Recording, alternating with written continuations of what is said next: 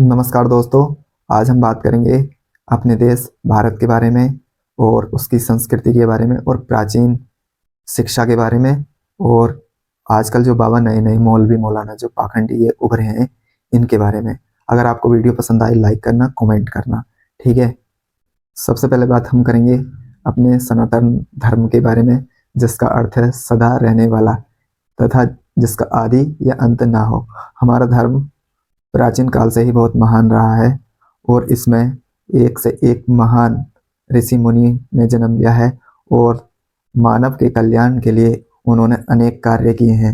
जैसे कि चिकित्सा का क्षेत्र हुआ, शिक्षा का क्षेत्र हुआ, जैसे कि भगवत गीता, रामायण, श्रीमद् रामायण, वेद, पुराण जो भी हैं ये हम इनसे सीख सकते हैं और सीख कर समाज का कैसे भला हो, इंसानियत की कैसे हम मदद कर सकते हैं, ये सब कुछ इसमें सीखा जा सकता है। लेकिन ये जो नए बाबा आए हैं ये भारत को और उनमें रहने वाले लोगों को गलत डायरेक्शन में ले जा रहे हैं अपने फायदे के लिए। तो हम आज इनका पर्दाफाश करेंगे।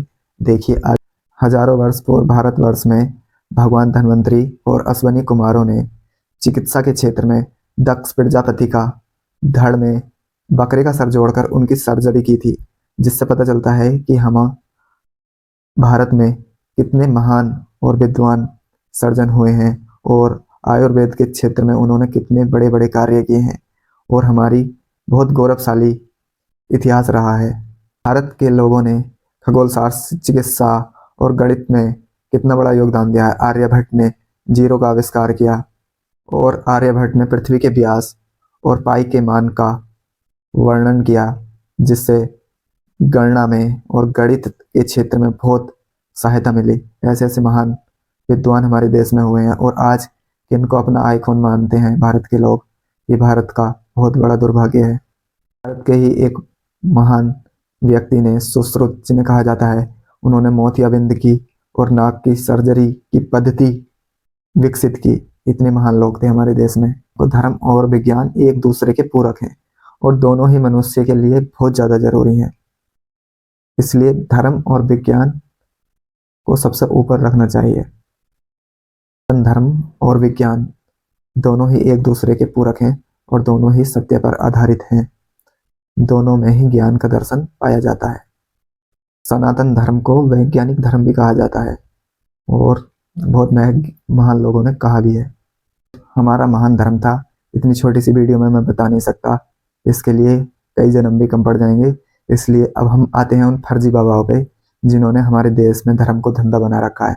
सबसे पहले बात करेंगे हम रामदेव बाबा जी की, जिन्होंने अपना धंधा ही हमारे सनातन धर्म पर टिका रखा है। ये धर्म की आड़ में अपना धंधा चला रहे हैं। सबसे पहले इन्होंने बहुत बड़े फर्जी प्रोडक्ट बना रखे हैं जो मनुष्य के शरीर के लिए बहुत हानिकारक हैं और इनका फर्जी काम तो बहुत सारे हैं, मगर मैं एक दो काम का ही इस वीडियो में जिक्र करना चाहूँगा। पहला काम था इनका, इन्होंने कोविड-19 के दौरान फर्जी वैक्सीन बनाई थी जिनके नाम थे कोरोनिल टैबलेट और स्वासारी बटी, और इन दोनों ही दवाओं का खंडन आयुष्मान मंत्रालय ने किया, जो भारत का दवाइयों को मान्यता देता है, लाइसेंस देता है। उन्होंने इस बाबा की सारी दवाइयों को नकली बताया और कहा जब तक आपकी कोई भी वैक्सीन या दवाई रिलीज नहीं करी जाएगी, जब तक आप सबूत नहीं दोगे कि ये दवाई सही है। तो इन बाबाओं को अपनी वैक्सीन वापस लेनी पड़ी थी लॉन्च करने से पहले ही। अगर ये अपनी वैक्सीन लॉन्च कर देते हो जाती तो उससे किसी भी भारतीय को कोई फायदा नहीं मिलता, लेकिन बाबा अच्छा पैसा रोल के चले जाते। नंबर एक फर्जीवाड़ा इनका। नंबर दो, ये जो चीज़ ऐड में दिखाते हैं ये चुपके से तो माफ़ी मांग लेते हैं कोर्ट में जाके, लेकिन ऐड बहुत ज़्यादा करते हैं। हर न्यूज़ चैनल पे इनका ऐड आता है। क्यों? न्यूज़ चैनल भी वही दिखाएगा जो स्पॉन्सर बोलेगा, और स्पॉन्सर कौन होता है? जो पैसा देता है। अगर वो अपनी नकली चीज़ का भी ऐड कराना चाहे तो करा सकता है, और मीडिया चैनलों पे इनका ज़्यादातर ऐड आते हैं। वो यही वजह है कि स्पॉन्सर करते हैं उन चैनलों को, पैसा देते। दूसरे बाबा आते हैं ये बागेश्वर वाले बाबा। नकली असली का तो भाई मैं कोई फैसला करने वाला नहीं हूँ, लेकिन इन्हों के जो ये बयान थे कि प्रयागराज में जिन लोगों की मृत्यु हुई है उन्हें मोक्ष मिला है, तो ये कोई शोभनीय भाषा नहीं थी, अच्छा बयान नहीं था। और जिसके घर से मरता है पता उसे ही चलता है कि मोक्ष मिला या उसके घर का रोटी दाल सब बंद हुआ। और दूसरा बयान था इनका जो कुंभ में नहीं आया वो देशद्रोही है। भारत की जनता ज़्यादा से ज़्यादा गरीब है, दूर दराज रहती है। अब भाई जो नहीं जा पाया, अपनी गरीबी के कारण नहीं जा पाया, और हो सकता है कुछ अमीर भी हों जो ना गए हों, वो भी अपनी किसी ना किसी काम के चलते नहीं गए होंगे। हर किसी की मजबूरी होती है, कोई बीमार होता है, कोई व्हील चेयर पर होता है, कोई बेड पर होता है, या कोई विदेश में होता है, या कोई ऐसी जगह होता है जो नहीं जा सकता। तो क्या इसका मतलब वो देशद्रोही है? ये भी इनकी अच्छी बात नहीं थी। और ये जिस कारण फेम में आए हैं, लाइट में आए हैं, वो कोई और कारण नहीं है।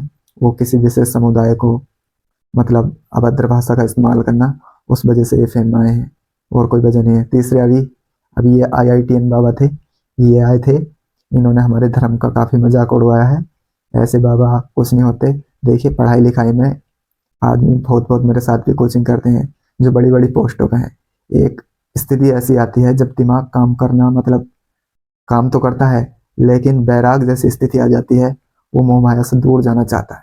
मेरे साथ SDM भी हैं, कई विभागों के लड़के हैं जो मेरे साथ में कोचिंग करते हैं, जो मेरी लाइब्रेरी में मेरे पार्टनर हैं। वो बताते हैं कि भाई स्टेज ऐसा आता है कि सब कुछ छोड़ के जाने का मन करता है, लेकिन कुछ करने का जज्बा होता है अपने समाज के लिए या अपने परिवार के लिए। अब बताओ, जो या ये टेन बाबा अपने परिवार के नहीं हुए तो वो समाज के क्या होंगे, और देश के लिए तो कर ही क्या सकते हैं। तो ऐसे बाबाओं से जो खुद ही परेशान हो, उससे क्या अपना आईकॉन मानो। वो भी एक भले से देखो, मैं मानता हूँ IIT की पढ़ाई छोटी नहीं होती, बहुत बड़ी होती है, लेकिन उस पढ़ाई को पचा पाना, और जो उन्हें मतलब मान लो करोड़ों के पैकेज मिले हो, उसे पचा पाना कोई छोटी बात नहीं है। तो इसलिए अगर तुम्हें बैराग भी है तो कुछ टाइम अपने समाज के लिए, अपने माँ बाप के लिए भी निकालना बहुत जरूरी होता है।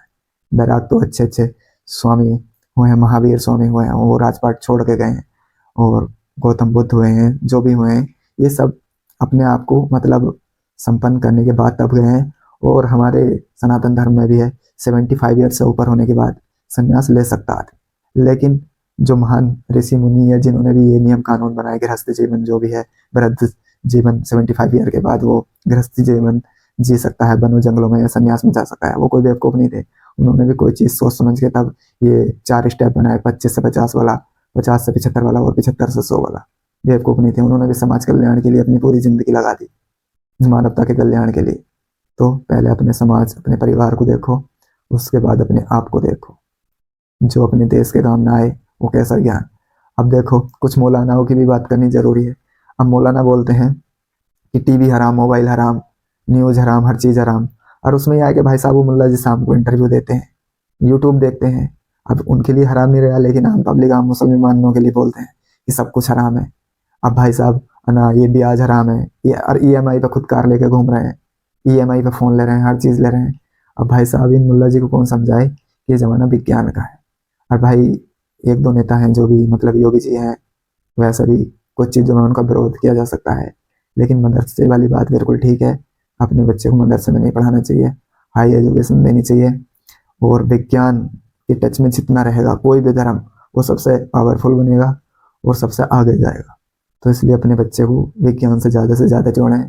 और इन जो भी बाबा मौलाना जो भी पाखंडी है, भाई किताब है, कुरान कहीं भी मिल जाती है, कुरान शरीफ जो भी, और खुद ही ज्ञान लो। भाषा सीखने में कोई भी 2-3 महीने लगते हैं, अगर अरबी में कुरान है तो सीखने में 2-3 महीने लगते हैं, सीख के आराम से खुद पढ़ो।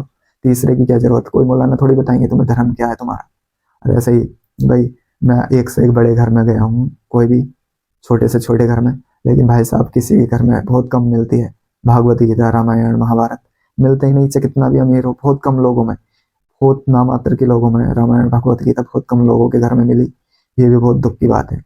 और कहना चाहूँगा कि लोग कहते हैं ये पाखंड का धर्म है, कोई पाखंड का धर्म नहीं है, ये बहुत पुराना धर्म है।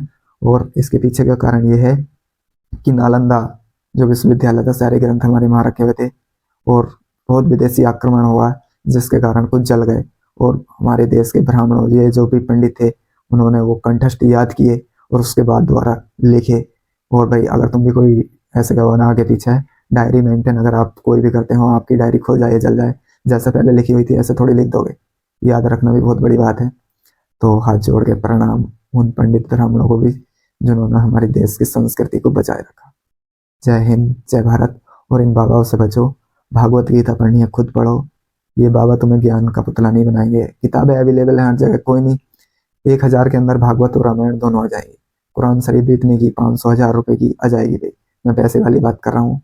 है तो अनमोल ही, लेकिन इतनी मजा आएगी। तीसरा क्यों सिखाने वाला, टाइम ज़्यादा है, 2-3 घंटे अगर रोज पढ़ोगे, अगर आप 2-3 घंटे भी ना, आधा घंटा भी रोज पढ़ोगे, 1 साल में खत्म कर लोगे।